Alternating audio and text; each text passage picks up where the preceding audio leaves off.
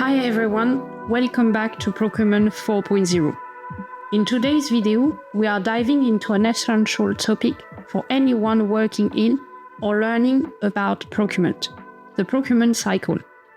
Whether you are a beginner or a seasoned professional, understanding this cycle is key to ensuring your organization efficiently acquires the goods and services it needs. So, what exactly is the procurement cycle? Simply put, it's the series of steps an organization follows to purchase goods or services. It's a systematic process that ensures the right products are acquired at the right price from the right supplier at the right time.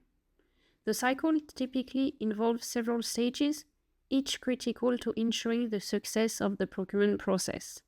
Today, we will walk through each of these stages so you can understand the full picture of how procurement works from start to finish. The first step in the procurement cycle is identifying the needs of your organization. This is a critical phase as it sets the foundations for everything that follows. The goal here is to clearly define what's required, whether it's raw materials, office supplies, or even professional services.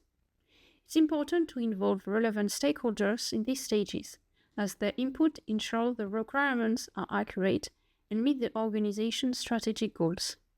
These stakeholders could include various departments, teams, or project managers.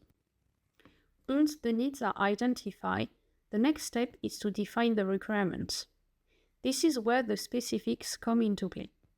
You need to outline the exact specifications of the goods or services required, things like quantity, quality, and delivery timeframes. In this phase, it's also essential to set clear budgetary limits. Well-defined requirements allow suppliers to submit accurate proposals, reducing the likelihood of misunderstanding and disputes later on. Good. With the requirements in hand, the next phase is to identify and source potential suppliers. Sourcing can be done through various methods, including sending out requests for information, RFI, or requests for quotations, RFQ. There are slight differences for the public sector, which I will be covering in a separate video. Here, you will want to conduct thorough research to ensure that the suppliers have a good track record, meet your organization standards, and offer competitive pricing. This is also the stage where you will evaluate different suppliers to determine which one can best meet your needs. After sourcing, the next step in the cycle is the tendering process.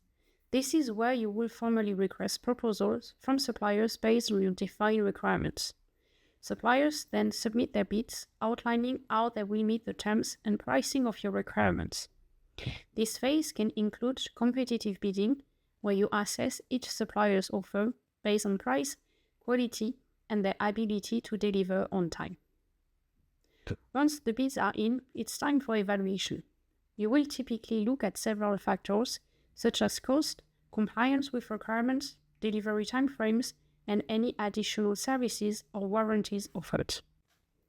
Once you have selected the best suppliers, the next phase is contracting.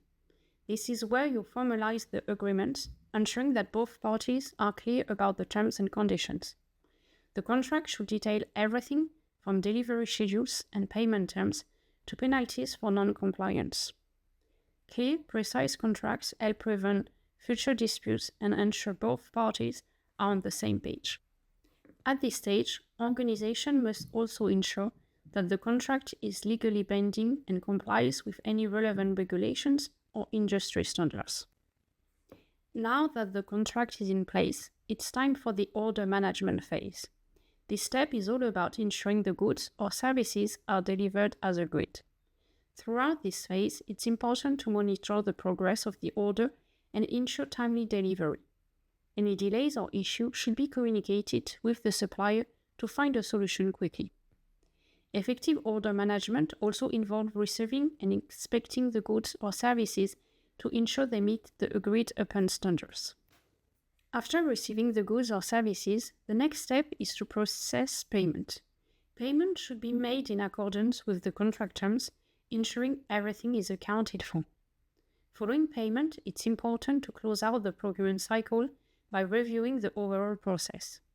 This involves assessing supplier performance, ensuring all documentation is completed, and identifying any areas for improvement in future procurement efforts.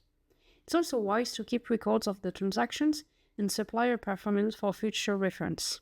That's all for today's video on procurement. I hope this gives you a clearer picture of the procurement cycle, from identifying needs to closing out the process. By understanding and following these steps, you can help your organization achieve better procurement outcomes.